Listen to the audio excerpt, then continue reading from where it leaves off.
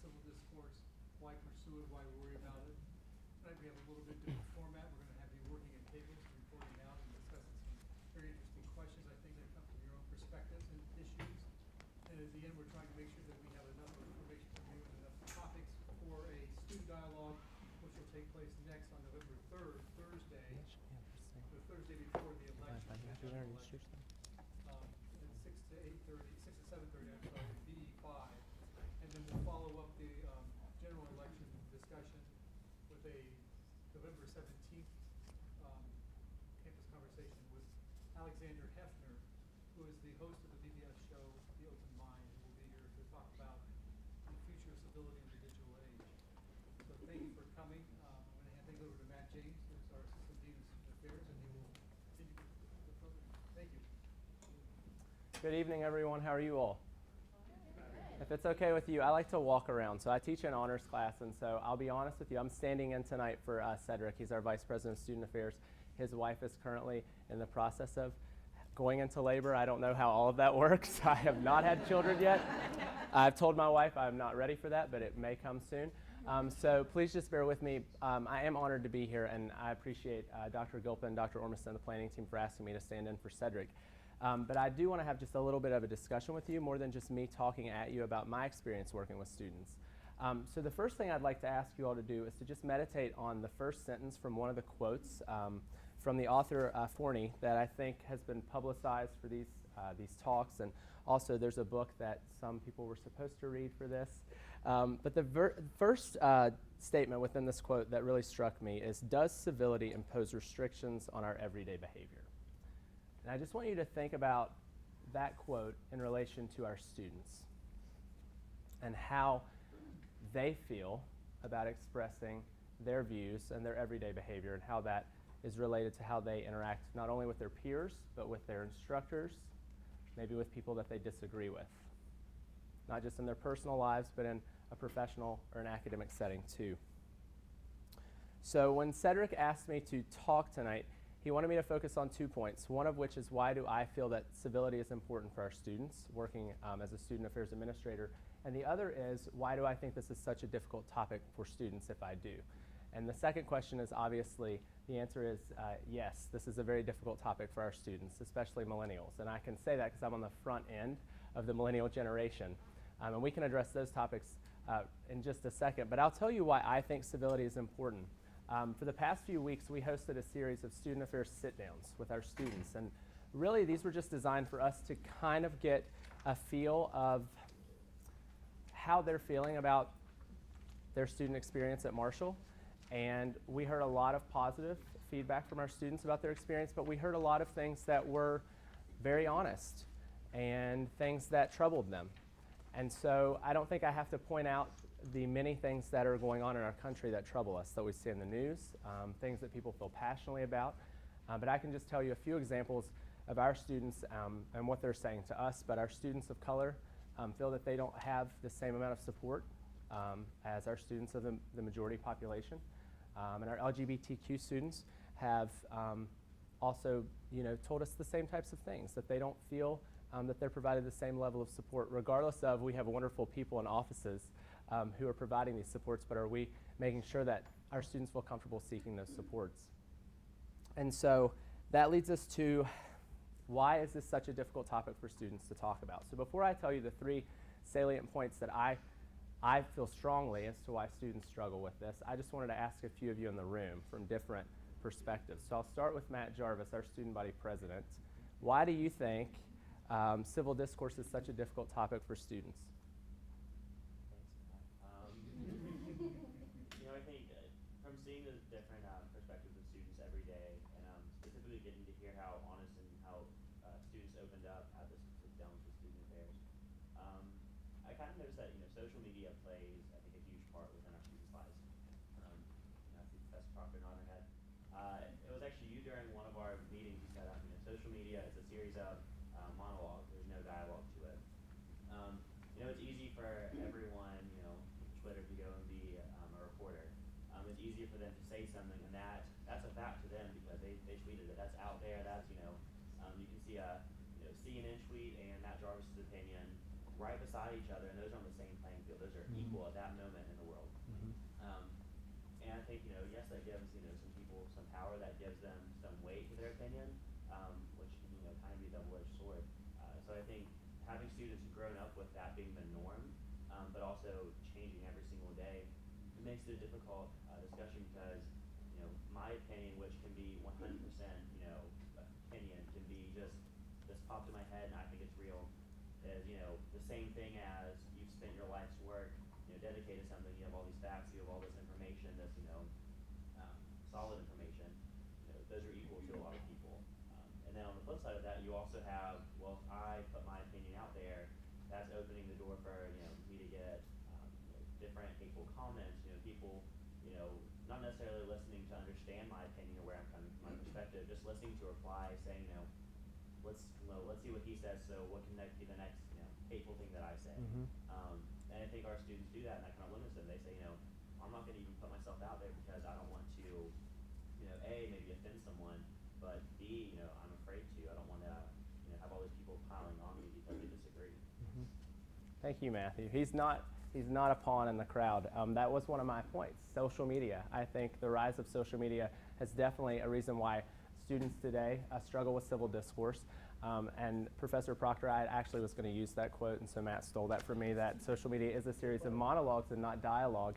And I learned this the hard way. Just last week, I posted something about the presidential election, about one of our candidates. I have strong negative feelings about this person. And the minute that my Republican friends started posting their opinions and their gotcha statements, because I'm not even talking about Benghazi, but that's their response. And so that's not really a dialogue when we're trying to talk about topic A, and your response to me is topic Z. And so I immediately removed the post because I didn't feel comfortable having a civil discourse about that topic. Brandy, from the perspective of an administrator, why do you think our students struggle with civil discourse? I do not think that they have been equipped with the tools to have that kind of conversation. Piggybacking on what Matt said in terms of, if you do give an opinion, opinions at times are given the same footing as experts. Just as you cited, the quote from CNN, just some random person who has that instant thought shared, it's given equal footing. And also, folks are less likely to share their opinion because of the piling on. But I think we have not provided our students, and not even just students, but professionals and human beings with the tools to disagree agreeably. How to do it civilly. When reading this text, I complimented the provost and thanked him for exposing us to this. So much of it is common sense.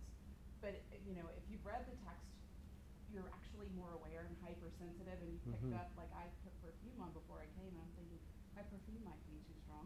and it may be offensive to someone, or was in a restaurant, and, are folks talking too loud, and those types of things. And so, one, I don't know if we're desensitized to other people's opinions and feelings in a two-way conversation. I'm jumping around a lot, but I pray that it makes sense. No, you're right on. But I don't think that we have given people the tools to say, you know what, I don't really agree, but that's okay. You're a human being and you have value, and you're entitled. Your life experiences have led you to the perspective that you have at this exact moment. Maybe our dialogue will change me, maybe it will change you, maybe it will change the both of us. But we have to create an atmosphere, because it's like we treat people who have opinions different from ours as though they're wrong, as though they're stupid, as though they're less than human as a result of it. And I think it's really nice to be at a higher education institution where we're having this type of conversation, where those of you that are students or individuals that are working in the classrooms, you can become popular opinion leaders with your peers, to have these types of dialogues and to encourage them to be able to disagree agreeably. I mean, think about how difficult it is even in your own family, with your spouse or with your siblings, or Right. It's we need to equip individuals with those tools. Sorry, I think you're covered, spot on. 8 different things. No, you're Sorry. spot on, because you're hitting on one of the other topics that I wanted to point out as to why I think our students struggle, and that's because we're not teaching our students anymore how to communicate face to face. We're not teaching them how to listen. That came up at our planning meeting too. Active listening, and truly listening, not listening to make that next gotcha statement or listening to counter your points, listening to what you're saying so that I can understand from from a different perspective why you feel the way that you do. We might never agree on a point, but if we can respectfully listen to each other, then there's going to be more understanding. So I think you're spot on. Our students aren't made to feel comfortable because we haven't provided that environment or set them up with those skills. I'm looking for one more point. I'm going to ask Dr. McComas, because I know that she has led in the classroom. I don't know if she still gets to teach a lot, but why do you think our students struggle with civil discourse? Well, you know, my first reaction when you asked that question was, maybe we all struggle to some extent with that. I mean, it's not just a student attribute. But in addition to not having tools, I don't know as though in the classroom we give them many opportunities to practice Interesting. civil discourse. And that, I mean, I didn't really think about that till just now, but that it isn't something you either have or you don't. It's something you learn. And when you learn, it requires practice. It requires modeling. It requires practice. It requires failing sometimes and then more practice. And I think it involves continuing education, because I don't think we can ever stop learning how to listen and understand. So I think that's a great point. The last topic I wanted to mention, I've kind of touched on briefly, but other than not having the communication skills and being empowered, and also not understanding how to express our views in person, because we have this social media outlet that can be more destructive than it can be positive. But I think when our young people, and I'm not much older than our students, but I can remember just 10 years ago how passionate I was about candidates for the presidency of the United States. These are supposed to be the role models that our youth are following.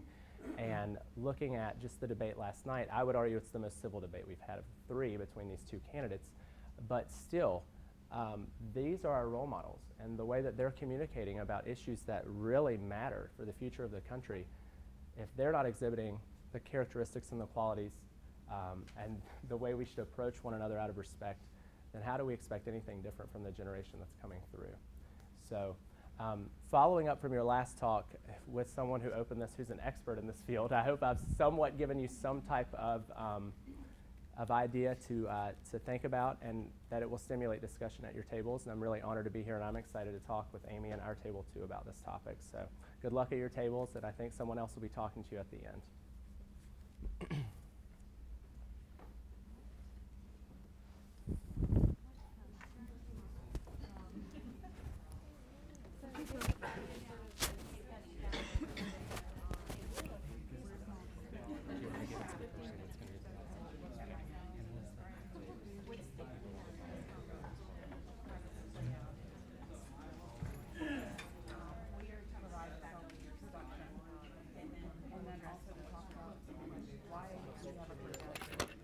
Areas of focus, and they're reading here. We'll sort of go over that quickly.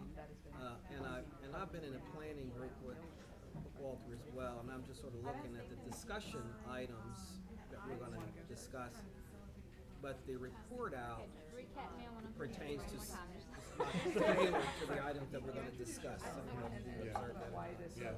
We sort of really have some things to discuss, item 1 and 2, topic 1 and 2.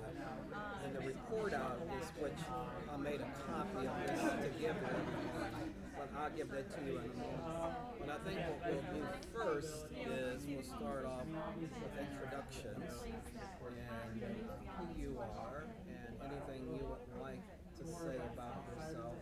But also, we would like each one of you to share with us why are you here today, why is the construct of civil discourse important to you, and in what way has it been relevant? And that could be an example or an illustration. So we can sort of personalize something that's intellectual or emotional. And so if we can do that. And then following that, we'll go down to these 2 conversation points that they want us to spend some time If I talk about at it, 7:10. it all just becomes They let's said all they want to across the report room. out at She's gonna grow up and figure out that 7:10. we're So all we have about an right, hour. and that she's not as smart as she thinks she is. But even if you show a study or anything like that, people just aren't always open to it. So I guess I kind of want to learn how to not just say okay, but actually learn how to interject in your conversation without seeming like you're wrong. Because I try to say it, and it's something that I feel like I have to face a lot in my hometown. But I'm in the minority.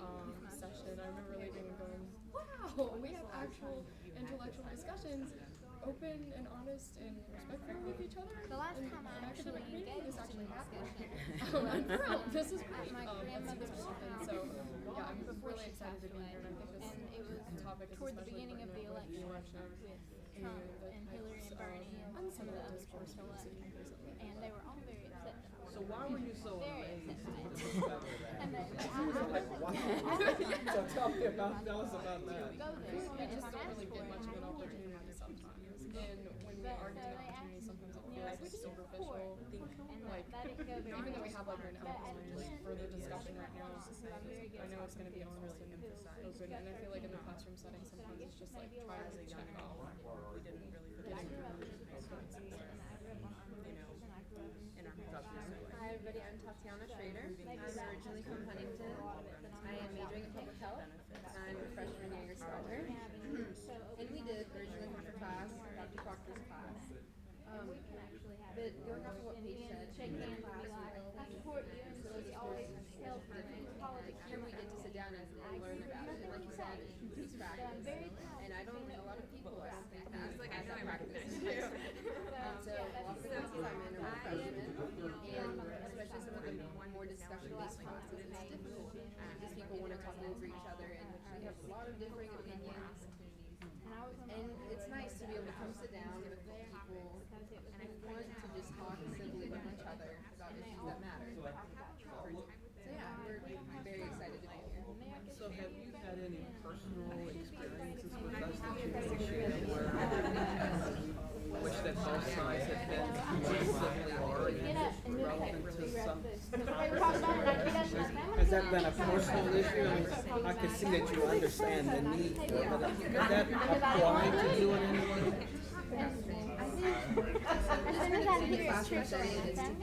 You feel like you don't want to offend anyone, and it's funny because we just started, and I took many people personally in my classes, and it's hard. I'm not sure how to approach certain issues because there are people with so many different backgrounds, so many different opinions, and it's just hard to kind of initiate the conversation.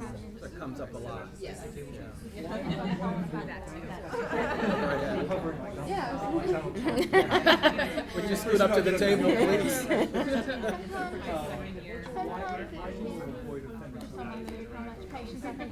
I personally don't want to be offended. And like I know how to handle it, and I know I can deal with people throwing bad things my way, but because I feel like she got such a right. and I think people to be honest but respect people's feelings and opinions. Because like her parents will always say one thing. I think and phrasing certain things, But if she wants it, there's a making sure you possibility phrase out things there. a certain way It doesn't make her helps a clear lot. that there's somebody else who Because you can say something two different ways. Like, people can take it like it can be And that doesn't necessarily understood mean two different ways when you say it at the same time. doesn't. And I think there's a fine line. Because I feel like me saying it will actually make a difference, or could actually, be heard by somebody. You could be else saying it, something but that if doesn't I'm have a surrounded by bad people who all meaning know behind that they're it, gonna say someone what I very think, easily can and take it they're the wrong gonna way. say, oh, let's see if we can convert faith today. There isn't always a direct line. Then I'm probably not you gonna say it. The reaction that it might invoke in others. So those things happen. But I think you're also So saying that's you need to probably be how I thoughtful pick and and choose. careful on the words that you use, because it sounds like to you that you're sensitive, and maybe many people are, about the words that you use may be considered as so negative and impairing to the relationship, and it's so offensive that it interferes with I had the dialogue. civics So, course. so you're saying you just really need to think through how to do this. But I'm just wondering, but do you, but are you avoiding it? No, I don't You're avoid not ever saying avoiding it. anything. I just make sure I say it in a way that isn't going to automatically hurt anyone's feelings. So, are you a panelist? What are you here? Are you a student? And you want to share with who you are and why you're I've here been a today? student all my life. So I'm RB with Walter, and I work in the Dean's office in liberal arts.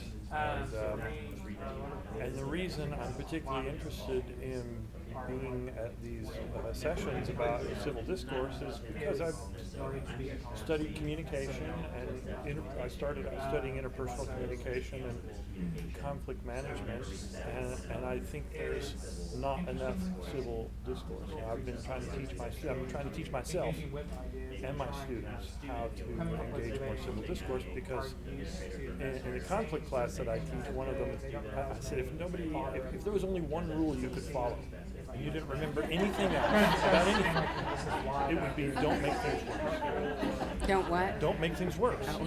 I mean, if I could make choices when I'm in a difficult situation or a difficult conversation, and really a lot of what you were saying, Tatiana, was very close to things that were running through my mind, which is that I think it is so easy to have an effect on other people. Everybody that we come into contact with affects us. So if I walk down across the thing and I say, hey, and you say, then I feel bad, like I shouldn't reach out to the next. I'm not going to say hey to the next person because I'm going to feel like I've been rejected, you know. But if I say hey and you say, oh, hi, and I think, oh, that's good, and I'm going to say hey to the next person, when the next person is going to, and I think if it is that simple for me to affect somebody's day, for them to affect my day, then I'm doing the same thing. So I don't want to, I would rather have you feel good about sitting at this table with me for this amount of time. You know, I would rather have you feel good about having walked by me or saying hello to me. I would rather have a positive impact on the people around me than a negative one. Even if I'm mad at them, that's the challenge. If I'm mad at them, if I don't like what they're saying, if I don't like the person they're about to vote for, if I, or sometimes they've actually tried to hurt my feelings, but am I going to change who I am? Am I going to change the impact I want to have in the world? Does that make it okay? If you are a mean person, does that make it okay for me to be the thing that I don't approve of? So I feel like it's important for us to learn civil discourse and self-control and self-discipline. And I don't want to go on too long. I could talk about it for years, but I have been talking about it for years. But one other thing that crossed my mind was this idea that there are dozens of ways, there's hundreds of ways to say things. And if I can find a way to say it so that we will come to an understanding instead of an impasse or a chasm, right? And I used to give an example where I say, if you go out, and let's say you go on on a hot date, like the best date you've ever been on in your life, right? Or you go to some kind of crazy party, like the wildest party you've ever been to. And then you go home and you get up the next day, and your roommate says, hey, tell me about that party. And you will tell your roommate, or your best friend that you trust the most, who knows you the best, right? And then your grandma calls you and says, how was the party? And you tell your grandma about the party too, but you do not say the same thing. Right. We pick and choose this idea that civil discourse forces us, restricts us, constrains us, imprisons us, I don't buy into that, because we shape what we're going to say all the time, because it's how we want to express ourselves. And so I don't find it unnecessarily constraining. I think it's intelligent and strategic to use civil discourse. It serves productive purpose. All right, well, that's why I care about it. So I'm Karen McComas, currently the executive director for the Center for Teaching and Learning and Faculty Development. But I came over there 4 years ago. Prior to that, I was a professor in communication disorders for 26 years, where I had Tatiana's mother as a student. Yes. Yes. Yeah. And I'm here for probably a lot of different reasons. I think a lot about, I hear a lot of people talking, and I do a lot of listening in the job I'm in now. And, right.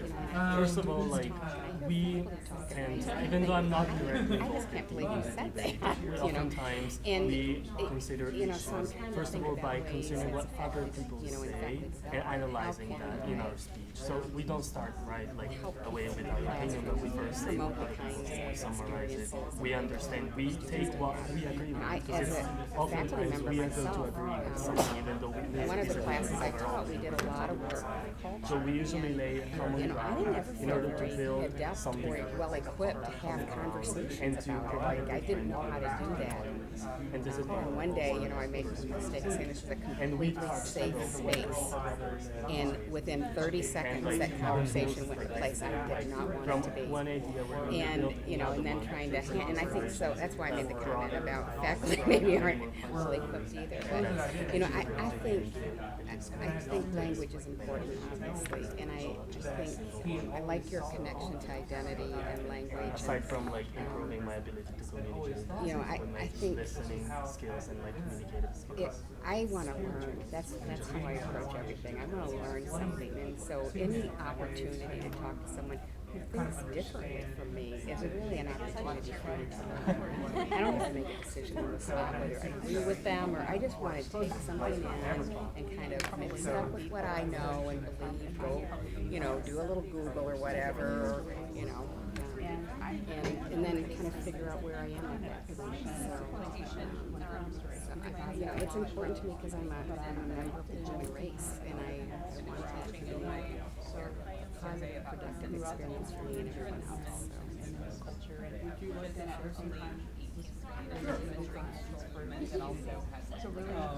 My background is and what got me interested in philosophy many years ago, But my grandfather, there really seems to be a connection in part our ability to identify with others and feel what they feel. We developed a habit of considering, right? So it's feelings than action. And one way that therefore it's clean. promotes It's an argument. And so all our knowledge is coming out of there's an authority to say to the reader which is students way from my but it's also a way that So I'm very interested in bridging the concepts and the ideas we use to make transitions from one thought to another in a complex situation. My background is studying signs, how things signify so that's why I think this particular discussion, even though we're okay with this particular discussion, is probably one of the most important discussions we have. We're still carrying some of the things you listen to is the basement. It's like, this is the 21st freaking century. Why are we still talking about it? So I'm really interested in how we get some discourse and why some of it is called civil, like last night was more civil than before. Well, I guess. Yeah. But how do you get from here to here? It's never a straight line. It's always very complicated. It's a series of lines and sections. It takes years to go from one spot to the next. And I think this, our ability to articulate some gift is important because it's individuation in the face of scale down to the individual. Walking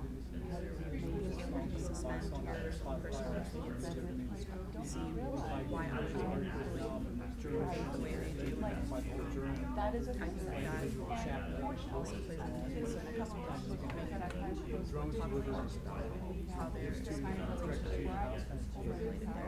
that's this kind of discussion.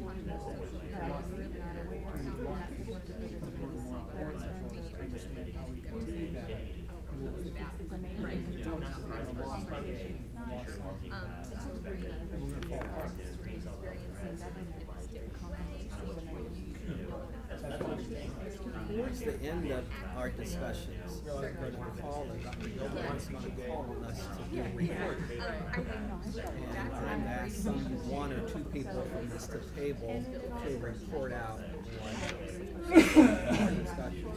I'll outline, and I'll share this with everyone, according to the outlines given to the facilitator, those points that they, around 710, that they would like us to address. And it's primarily two questions. And so if you look at the questions, our discussions may pertain to the variety of aspects and dynamics pertaining to civil discourse. What we want to still glean, we want to learn something from that. Okay, so the report out is not entirely a summary of our discussions, but sort of results of our discussions, probably not a better word.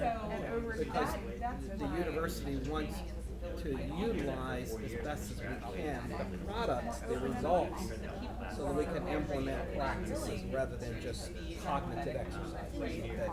So and I think that was probably the reason why us as a committee shaped the questions to these two ideas or questions that merit further exploration for session 3. The next one is on November 3rd, and one idea for improving our campus climate for responsible exploring our differences through civil discourse. So there's a few things I would like each group to say. Also, the instructions said we can also consider other questions which we likely will come up, and they're noted at the bottom under A and B. Should civil discourse be promoted, and can it be promoted? We'll probably talk about that directly. And what are the limits in civil discourse? And are there? So who would like to volunteer to do that? And we can have one person, or we can have one person to do question 1 and 2, and one person to do A and B at the bottom. Not everyone volunteers. I'm gonna hope that somebody else does it, because my job is to go around and is to stand up and ask all the tables to report. So, it is. Okay. So I feel like it would be better for me not to be the reporter of this table. Not that I'm just trying to shirk any responsibility. So, so before this all comes together at around 7:10, we just all get together, make sure our heads stay together. What is it that we really want to say? So we don't really have to think about it all. We sit here and figure out, what are you going to say? Okay, what is Peyton going to say? So we can sort of, you're the recorder and of what we have all said, and so you don't have to feel responsible. It may also help to keep in mind that some of the ideas and questions that we come up with now, you have to be used in dialogue with students. We need to give them some fodder to work with. So we have some continuity, some progressiveness in what we're A trying to do. difficult question would be, welcome by now, as a whole,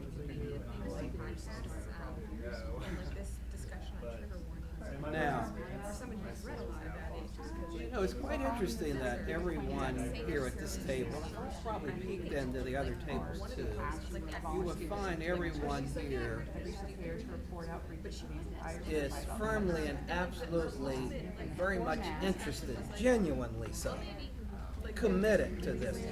Wow, you said it. Oh, I'm surprised that people are doing this thing that I really wanted to recur. But you have some commonalities with that, because we must realize, I think you may have sort of led us in that direction. There's a large percentage of people in our society who don't feel that strongly about peacefulness and resolution. Just don't feel that. And so this is a group of people here who want to have new discoveries with this civil discourse so that we can live peacefully and harmoniously as effectively as we can. Okay?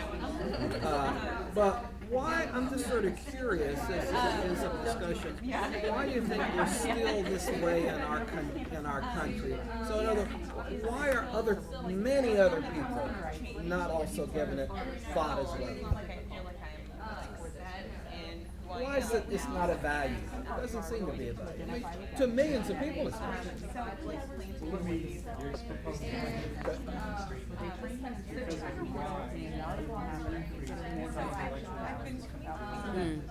For others and required to discuss these kinds of issues.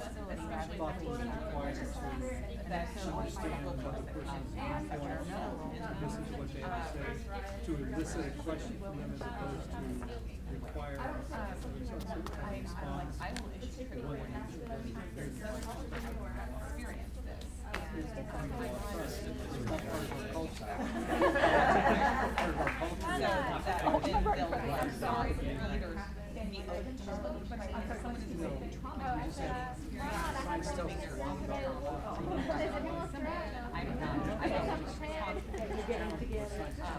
simple insights from various things. We have good laboratory results from treating diseases.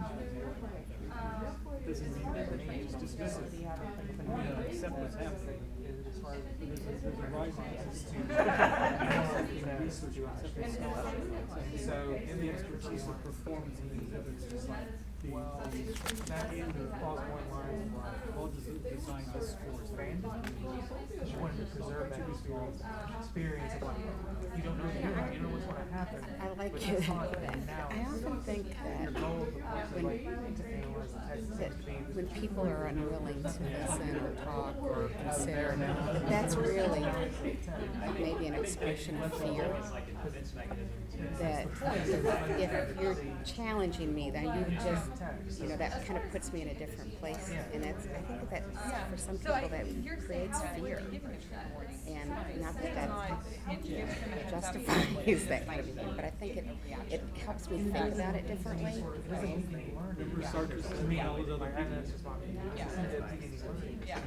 The whole idea that we engage ourselves in our individual projects is always make time for somebody else is around, somebody else is in my way, somebody's trying to block me, somebody's trying to disagree with what I have to say, someone who's trying to sell me a shirt when I don't want a shirt, somebody's trying to tell me this and what I really want that.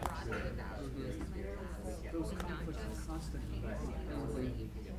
It's not just a conflict of perspective. RB and I have talked about it's called managing contract. It's a conflict of desire, it's a conflict of passion, emotion. It's a world that is driven by very basic desires that we all have as human beings. Civil discourse is how to control that. And rise above the more emotional level.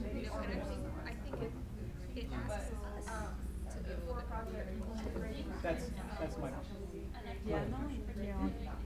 So you said, go right ahead. I was going to say, so what I thought of is that we have this tension in our minds and in our lives, and sometimes the complexity of the world is overwhelming, and so we may lean towards simplicity. We're not interested in examining the complexity of an issue. Obama got criticized for looking at the issues in a nuanced way, right? Or why are we not looking at them in conservative, liberal, black and white, right and wrong? Why, there's a simplicity to that that is comforting, I think. And so it's easy for us to take sides and to think that there are two sides to every story. There's a book I read that was really interesting. It was about how there's always more than two sides to every story. That all issues are infinitely complex. And so I think there's a reason why we ought to be, everybody ought to come to college and have this wow experience, because the entire point of learning, of educating myself, whether that's happening on a campus or anywhere in my life, is to engage my curiosity about the things that I don't know, and which means that I have to confront stuff that I'm unfamiliar with, and for that matter, which is quite the opposite of what I'm already thinking or what I already believe, and to challenge those beliefs and to learn more about them. So I think there's a tension between simplicity and complexity, and it's a lot of work to think about things complexly and to try and figure out how somebody else came to an entirely different point of view about taxes or abortion or immigration or whatever. And maybe we're not willing to put out the effort, and so we're comforted by that. And then there's this, and the other thing I would say is self-assurance and humility. Do I feel like I have to be right, and that anybody who disagrees with me is you made this point one time, challenging my identity? I can't be who I am if other people don't accept the inherent correctness of my perceptions and belief system, as opposed to the humility of saying that I am just one person with one set of experiences. However smart I might be, however long I've lived, however many places I've traveled and seen, it's a tiny fraction of everything there is to be known or understood in the universe. And if I don't I don't listen to each of you, then I'm limiting my own understanding. Right? People who go to college have an intellectual curiosity about things that are quite different from what they've experienced or thought. And I have to engage people openly. I have to make it okay for them to tell me things that I don't want to hear or that I'm unfamiliar with. Otherwise, I don't want to. So, I mean, as a person who spent his whole life in college, that to me is a very important part of just being a learning person, right? A lifelong student. You have something to say about what he has said? I think kind of going off what you were saying, I think a big issue in our age group, I don't want to make generalizations, but I think a lot of people are just lazy. And once they learn to think, and once they learn to think a certain way, like that's it, they say like that and it's fine. And they don't want to go out, and they're not curious about their views being challenged.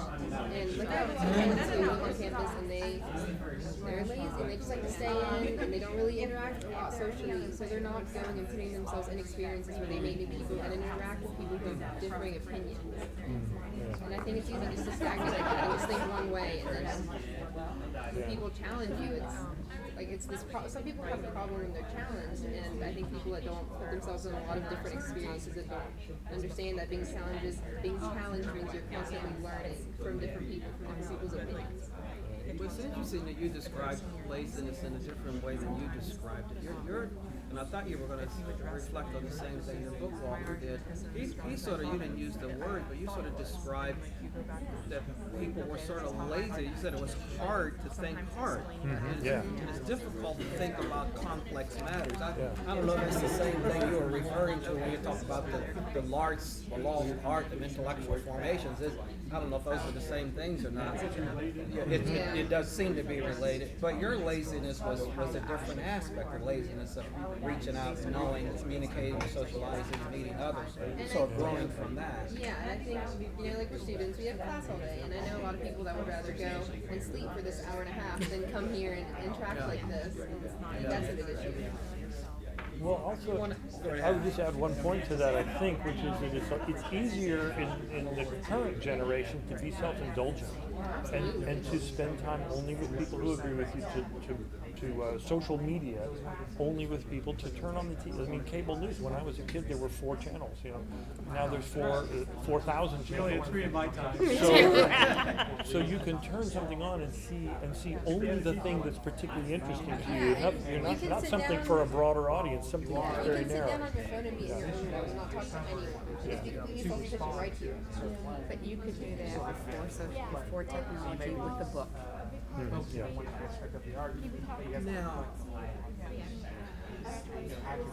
this is all very nice that you're saying this, but I'm listening to it so categorically. Basically, these are just analyses. These are just your analysis of it. This is just you talk about the constructs and the components and the facets of it. Okay, well you're just well I'm not sure if that really results in changing it. It just describes something. Okay. So, but as an institution, us individually, and us as a university institution, it is nice to ventilate with others, okay, and even if your ventilation causes me to grow, and if I can grow from that, then it is growth, okay, and that indeed is good. But I think the greatest challenge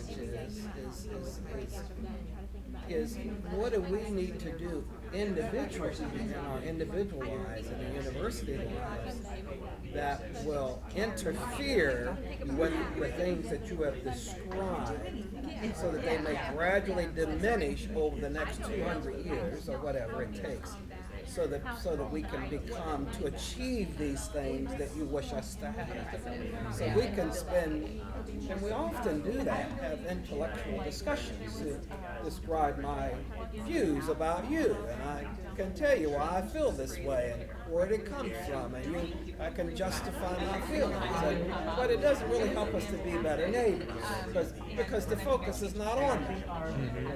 And so I really would like our focus to be more on that. Because it's really the hardest challenge. What can occur within ourselves if there's something that needs to occur, and what can occur with us collectively, that somehow we can begin to reshape this tormenting exercises of terrible communication.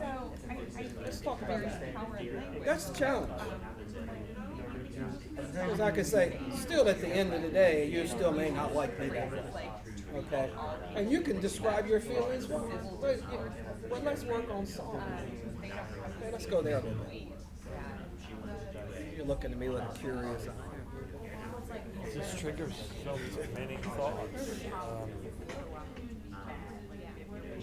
We have to model the kind of behavior. What's that saying from Gandhi? Be the change that you want to see in the world. So how do I think the world would be better if people were kind to each other? Every week in church, our pastor starts by reading the scripture about love. Love being patient, kind, love bearing all things.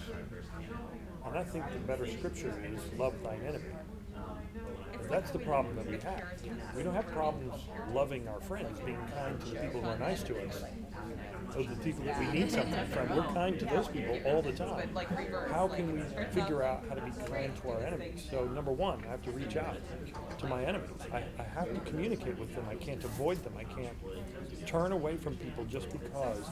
And so I talk to people who are different from me. At least I want to. I open the door for there to be a conversation with people who are different and who think differently, and I try to show sincere curiosity for, when people say things that I don't like or don't understand, even if I think it's almost reprehensible, I try to get myself to say, why is that? Or why do you think that? Or how did you come to that conclusion? Or what is that? What do you mean? And then it helps. I mean, maybe we can challenge each other. And if I challenge it and say, well, now that's not how I look at things. I don't look at it that way. As opposed to, well, that's just stupid. I mean, if I just say that's just stupid. If I resort to name calling, well, now we're just increasing the gap. But if I say, well, I don't know, that doesn't sound right to me. I mean, I don't understand it. Then at least there's an open invitation for them to tell me more, and I get further. I mean, I know something. I know some things that were a complete mystery to me before. Why would someone mistreat women? I mean, I can at least get some insight into the thinking and the strategies and the life and the experiences of a person who's doing something that I just think is not right. You know what I'm saying? But obviously that person doesn't think there's anything wrong with it, other than they wouldn't be acting. Nobody gets up and says, how can I be a wrong person all day? Yeah, that's exactly what I need to understand them better. So you gotta have a way to open the door and keep the line of communication open despite your dramatic differences. So talking to people in a way that is inviting an understanding is essential. So one of the questions then becomes, why is it that you're like that and other people aren't? Why is it you're here and 90% of your graduating class is the other way? What is it about our experiences that make us open to this as opposed to? I mean, that's... Well, we're better than that. Well, I was thinking earlier when you were... Humility, like not having to be right, and when I brought that up last week. I don't know if you can teach that. I don't know if that's something that you're just born with, or that's that is like humility and then patience and willingness to listen. I don't know if You just said something very important, because you said, I don't know if you can teach that. It's just something you learn over time. And I think it's interesting that you're kind of separating the teaching and the learning, which makes me think ahead to one of these questions is, can we promote, what does it even mean to promote it? Yeah. So, yeah. Well, let's go back to what both of you are saying, because I think you made a good point. I don't know if it's correct or not, but you've learned it. But you said, I'm not sure if we can teach it. So how did you learn it? I think some of that comes from beyond the classroom. Like, my parents played a huge part in how I am the way I am. And then just experiences with other people and learning from other people. And I think our role as a university is to try and facilitate that in a classroom. I'm not sure how well we can actually do that. And that's frustrating. But that's not a reason to not try to do it. Exactly. Yeah, exactly. So maybe, and I don't know what kind of teaching she's referring to, I don't know. Maybe Paige is thinking that in the traditional sense of teaching in the classroom, maybe it's really difficult, maybe we really can't teach humility and kindness. And maybe that, but you described another kind of teaching, the example that you gave of modeling and showing acts of kindness to others and what. In every relationship, we create our own patterns of behavior, right? Every relationship is unique. So, I mean, there's an example. Years ago, I dated a girl whose parents were ugly towards each other. I mean, they had terrible fights with each other. And so this was the modeling that so we would get into an argument and she would smack me. And I mean, so I'm studying nonviolence and I believe in nonviolence. And she was a hitter. And not hard. I mean, she wasn't slugging me. I wasn't bruised or anything. It's not like I was going to, be injured and need a Band-Aid or whatever, medical care. But I didn't like it. And so I said, I don't like that. And I'm not going to do that to you. I'm not going to hit you, and I'm asking you not to hit me. And she never hit me again after that. In the time that the time we were together. So we create our own. When you're in a conversation with someone, you're in a relationship with someone. And of course, she wanted to do it, right? If you tell somebody, I don't like you calling me Jimbo, some people would just start calling you Jimbo over and over again because they like the fact that it bothers you. But in this case, I said, I don't like this. I'm not going to treat you this way. Let's have a rule in our relationship that we're not going to do, that we're not going to call names, or we're not going to smack each other, we're not going to, whatever it is, we're not going to throw things or use certain words. I don't know. You see what I mean? So that's how, to me, it's more than just modeling. It's literally asking for respect. You say, I want to have a respectful conversation. What you said doesn't sound and feel respectful to me. Can we just not do that?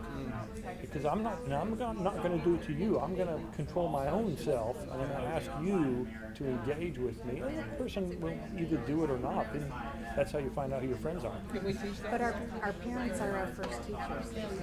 And so what does that tell? What can we learn from that about maybe teaching and learning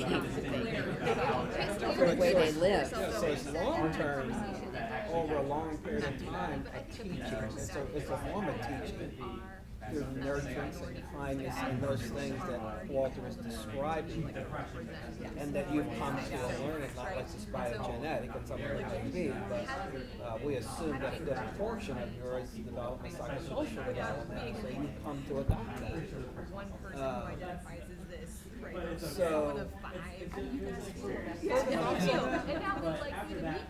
I'm interested in further thoughts on what we can do. And the last example that you gave is, can we teach in a classroom?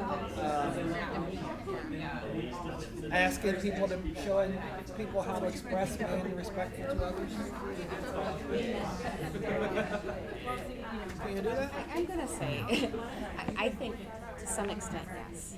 And I hark back to what Brandon was talking about. There are certain strategies and tools that people can acquire and fall back on that they're maybe not be conscious of. But I also think that just that alone may not be enough.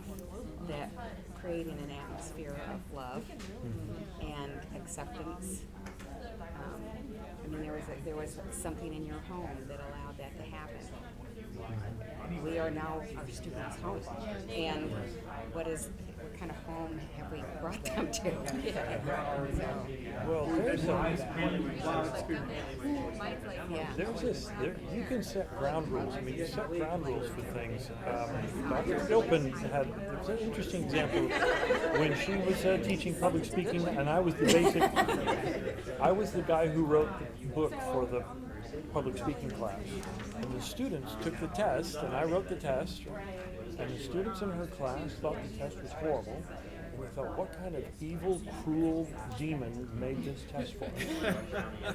And she says to her students, why don't you write Dr. Bookwalter a letter telling him your concerns about the test?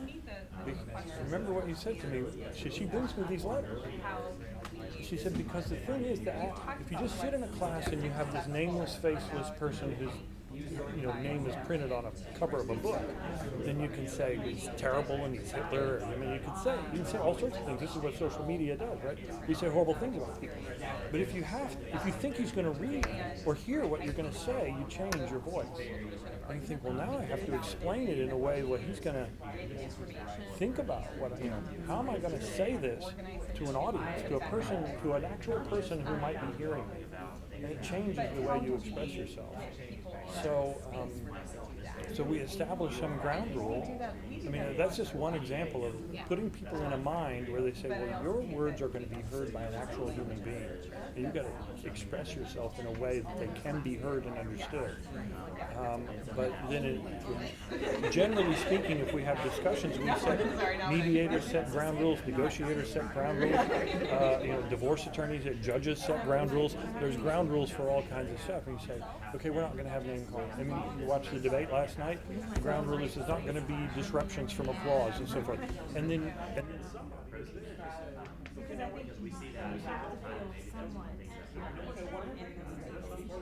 so you can share your rules when you're arguing in a person watching the show here about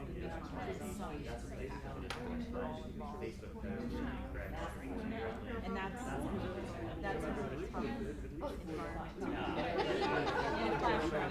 Something that I think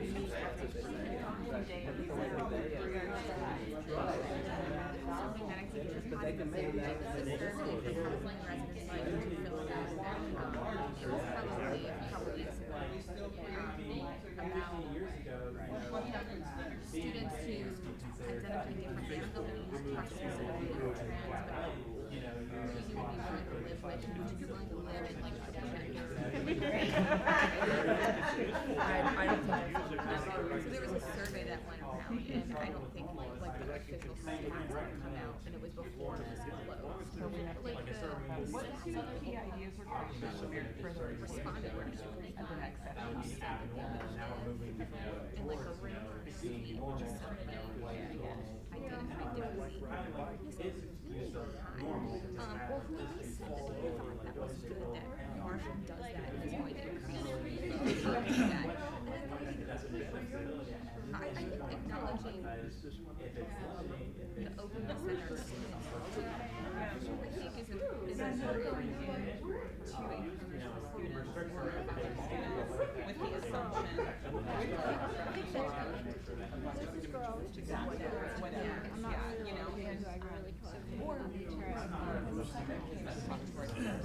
not going away with the assumption that minorities have inner city experiences of, like not assuming that you know about people's perspective on this is the what you are talking about forward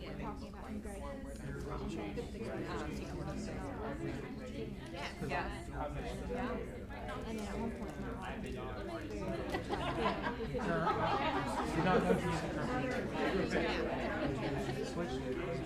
she has stuff next time college. And when I told her, this is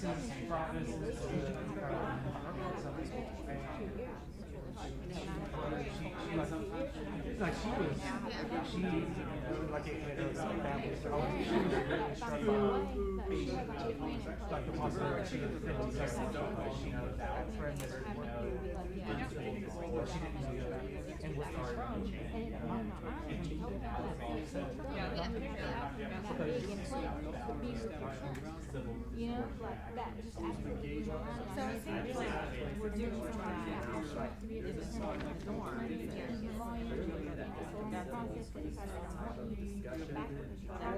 it automatically starts to and I realized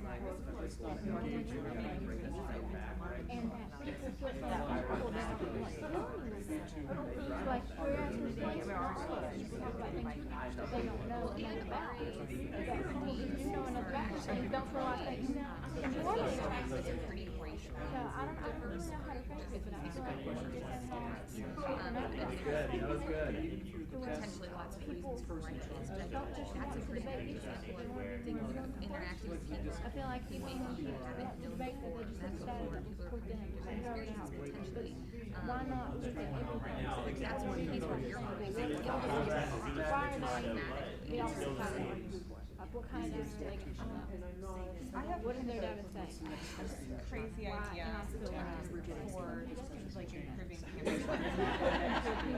We're talking about how we want to foster more opportunities for these encounters with diverse texts or voices, research. I mean, I don't know how to research opposing views for like student requirements to gain a better understanding of designations for classes. Are there requirements to take in those classes?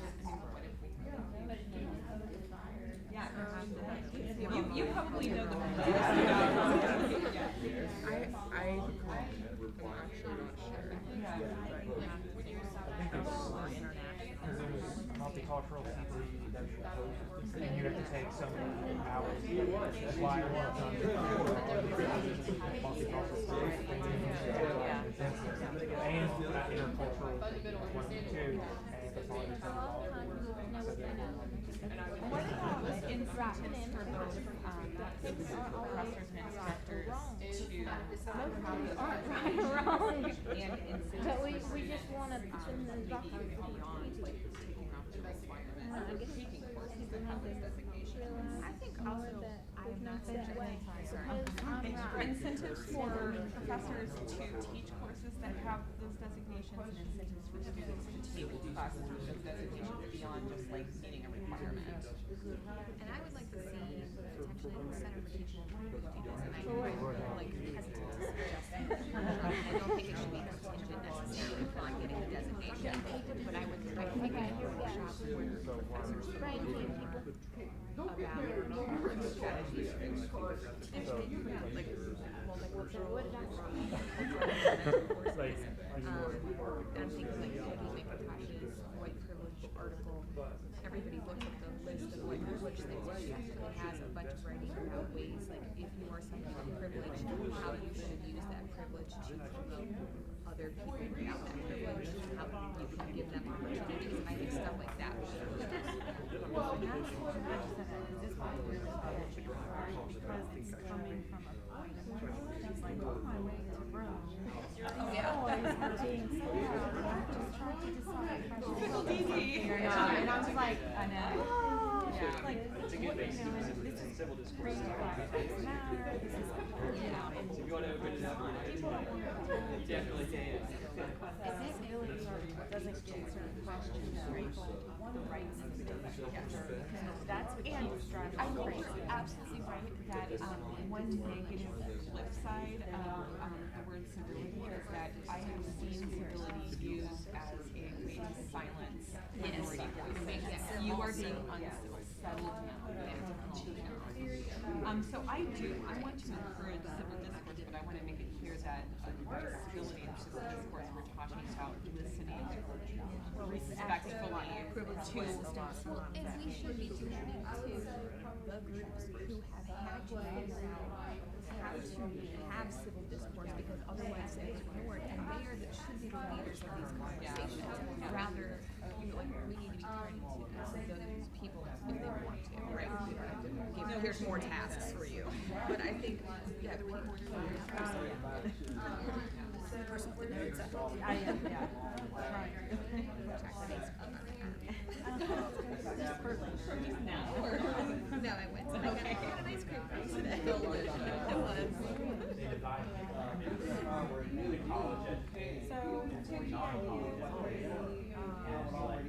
Well, I think we need to take a perspective.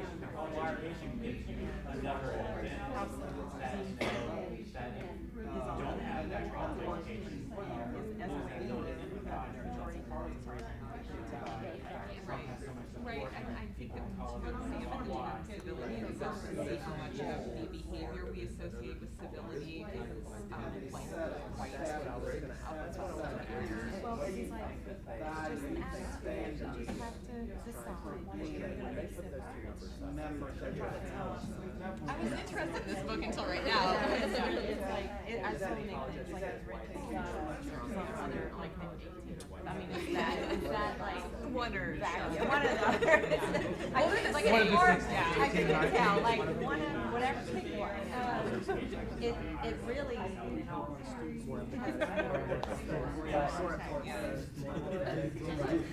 Is that how you feel, or would you feel? His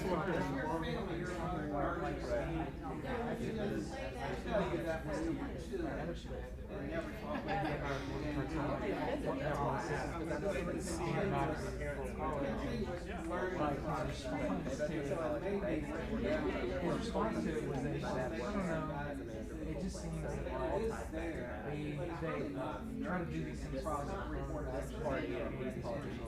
and give us it just seems like we're not built for this design. Well, And so this is a person that calls, time in college. He's like, I'm trying to do what That makes it but it seems kind of like it's like there's no hope. Our society is not built for you. Because society It's built to exclude you if you are evil. Your circumstances, And so these expressions and like salary, and you are that, you're a part of whatever reality. And it is, like I said, like it goes down to like times depending upon which you are, which class you are, which ethnic group you're from, you know, the upper class, and like some places, and it's just having some sort of the different if roles I'm not mistaken, people adopt and how they live for those 4 to 6 hours a week. That's how long at the end of it, they expose you to the life. And that individual. So that might be something. That's right.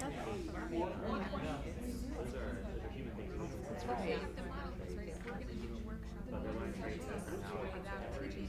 So if you are teaching that by 11, the students we need to also how they've learned and obviously demoralizing because of that. That supports. I we need folks to hear their community development initiative with West Virginia. we have to have conversations. Yeah. Well, so have you had a chance to come Organizers.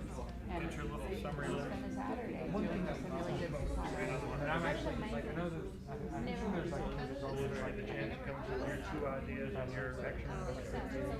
start with one is like Thank you.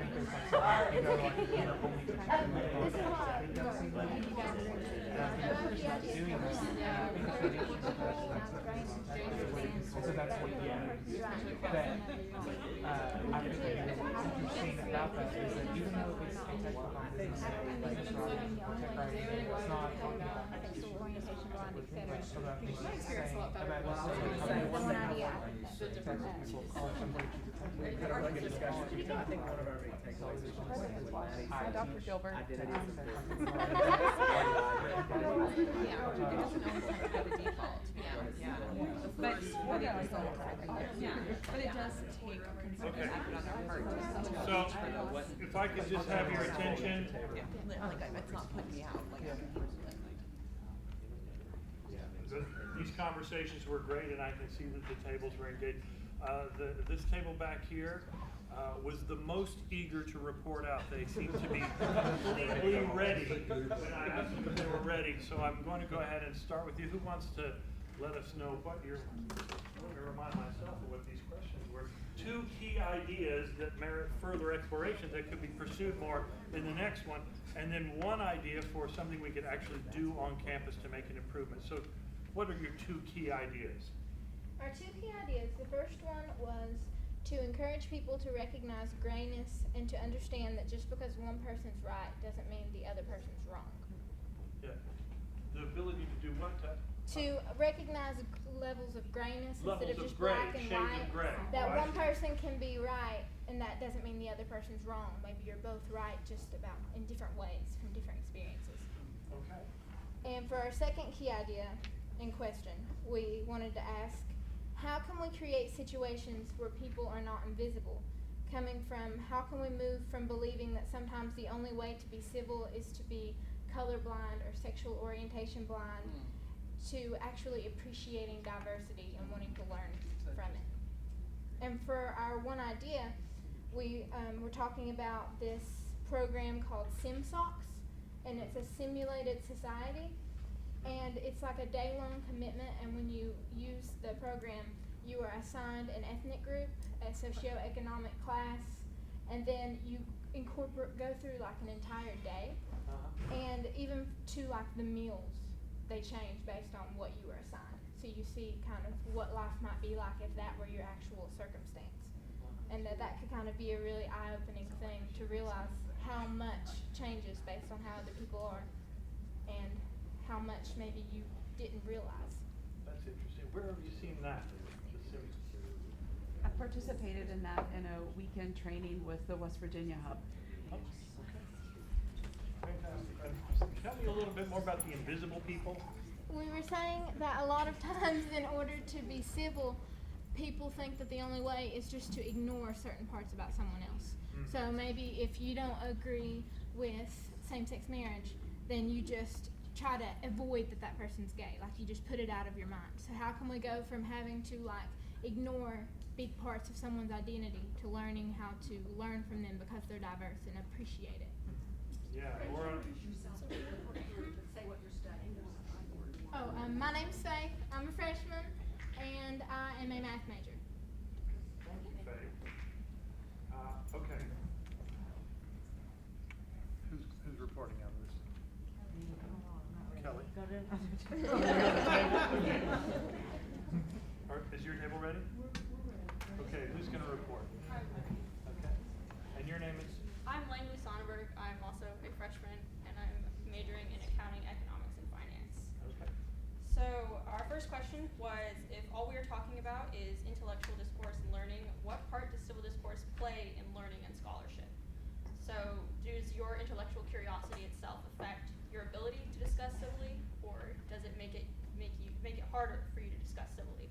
So if you do not have that intellectual curiosity to learn about what others think, are you willing to discuss civilly with them? So you're saying that the less curious you are, the less civil you might be? Possibly. The more curious Right. you are, the more civil you might be? Okay. Possibly. And then what response techniques omit the need to use defense mechanisms and get you willing to actually listen? So like the way that you respond to things, just how you think it. So if someone says a statement that you don't believe in, how you take that in. If you automatically become defensive, what can you do instead to actually hear what they're trying to say and take it positively and turn it into a way to listen? So how do we understand our own defensiveness, and how do we respond to defensiveness? Do you think there's anybody who's not defensive about anything? No. I mean, Everyone's defensive about something, but Yeah. how do you discuss civilly when you So are how do we, defensive? so how do we sort of understand and overcome defensiveness to allow more civility? Okay. Yes. Well, And we had a 3-part suggestion. They're ors. They're not ands. So. They're ors instead of ands? Yes. Okay. It can't be ands, they are ors. They're ors. So you can incorporate civil discourse into the curriculum through A, making it part of the communications courses, or B, having it be a curriculum learning outcome, like across disciplines, so that like different courses have to incorporate civil discourse into their classes. Or you could actually make it a course designation and make people take courses on civil discourse. can't tell that the assessment person was sitting at that table.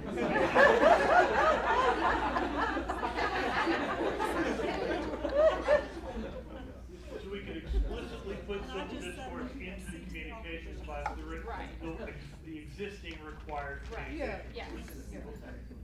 Or we could have it be a learning outcome. Yes. And then sort of measure it and assess it. Right, like the other learning Yeah, outcomes. which implies that it would have to be built in sort of throughout the curriculum, Right. maybe not just in one place. And then we could, what was the third thing? Oh, we could create a designation so that there could be certain simple discoursing classes that you could take, so you could take a whole selection of them and have 6 or 8 or 10 of them throughout your curriculum. You would have to take at least one. Yeah. Or like writing intensive, you could take it as 1 or 2 or something that you have to have, yeah. And they would have some common features in them built in. Okay. We do all of those things. Could we make these large classes and not small ones?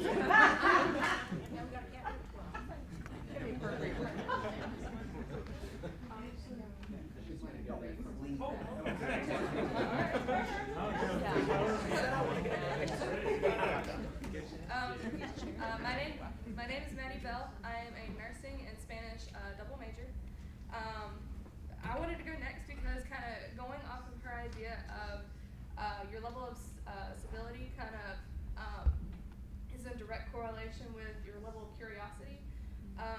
We actually said that one, your civility, a common stereotypical idea in today's society is that your civility lies in your level of education. And to kind of further explain that, that's words. They made me come up here, it's all their fault. But so your civility lies in your education, but in reality, your civility should lie in where your identity lies. So for some people, their identity lies in their job. So like kind of like trade workers, coal miners, their identity more or less lies in their job. As college students, our identities lie in our education. You know, oh hey, we passed those midterms. We're adulting. We can do this. So you know, where does your identity lie? And that is like a correlation causation relationship in with civility. And then secondly, civility does not follow a certain etiquette. Civility is messy. So we kind of have to expand our thinking and our ideas when we define civility. And lastly, in order to incorporate it into our campus climate, you can't really teach civility. Teaching civility is like teaching creativity. You can't teach it from the textbook. You have to learn it through application and practice instead of reading it from a textbook. I can learn how to be a great football player or a great volleyball player from any textbook, from any team player, but until I actually go out on the field or go out on the court and I put those what I've learned into practice, I will probably suck. So.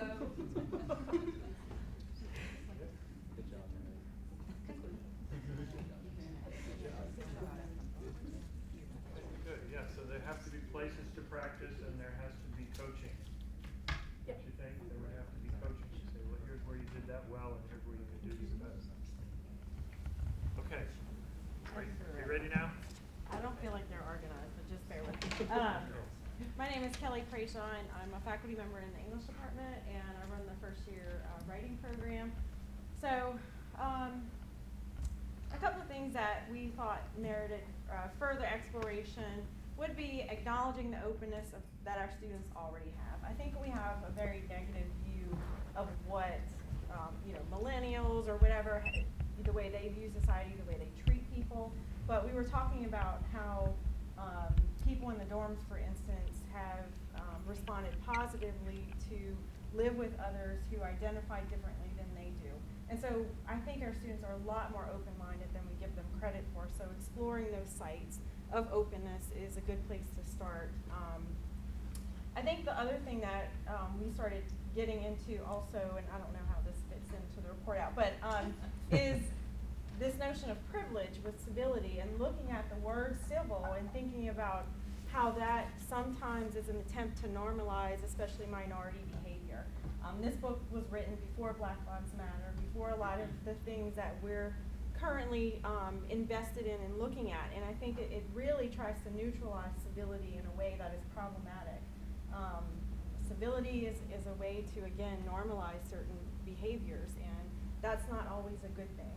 And sometimes being loud is what is needed, and speaking over someone is sometimes what's needed by certain people to be heard. So we think that that's an important issue to look at further in these conversations that continue. Some of the ideas maybe that we had were incentives for faculty and students to take more multicultural and international classes and not just take them for credit, some to fulfill some requirement in their degree program. And to also do more community-based learning, where students are getting out in their communities and learning about the people, really connecting the university to the realities of the people in the community, I think would be important. And we also thought, working with building more programs in the dorms where students are living and coming together naturally just because they have to, often creating more programs where they can engage in civil discourse in places that should feel safe for them. And dorms, can be places where they feel safe to talk about these things. So, Okay. Good. Yeah, one thing that you said that I just want to comment on. I don't think that being loud and confrontational are uncivil in and of themselves. I think it's resisting the urge to be demeaning and dismissive and insulting that sort of, to me, that distinguishes. We've all been talking a lot about civil discourse and we have different definitions, but I think it's okay to be loud and confrontational about things that you feel passionately about, but putting other people down and dismissing and offending them sort of deliberately is certainly is a crossing over that line. But the whole point about this communication is that you may not feel in your behavior, from your perspective, that you are demeaning or arrogant or mean or whatever that is. I may feel that way. Right. So it's the same discussion we had in our first session, was that we have to be considerate of not only your behavior, but the behavior prospectively of the individual, which is a part of the total behavior. It's not just yours. Yeah. Yeah, I have to find out how I'm coming across to you. That's absolutely. I don't think trying to be civil means that I'm never going to offend anybody. People can take offense at whatever they wish. Right. But then to try and find out if you've taken offense and then talk through that, if I establish a good relationship with you, I think we can talk through that as to why you're offended by something I said. And if you become convinced that I sincerely didn't want to insult you, I just was using some unfortunate phrase or something that I didn't realize was going to have that effect, then we probably can continue talking. Did I give you enough time? Okay. We were struggling to finish with all of our ideas, so please be patient with me. Okay, so 2 ideas. Start with your name. Oh, okay. I'm Paige Looney. I'm a freshman political science major. 2 concepts that we believe merit further exploration in the student sessions are social media and how they play a role in our lives, for sure. The whole concept of monologue versus dialogue, I think that's important to have with actual students. And again, the danger of a single story. What do we lose when we just tailor what we want to see to what we want to see? Our second point was how can we foster a university-wide identity? What are our shared values as an institution and the expectations of ourselves and our peers? One of the things we talked about was we only follow rules or want to learn when we want to.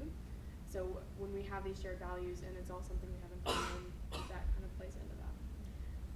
And an idea for improving our campus climate kind of goes with what you all said, fostering an environment to have open intellectual discussions like this. In the courses we teach and outside of the classroom, such as in the dorms.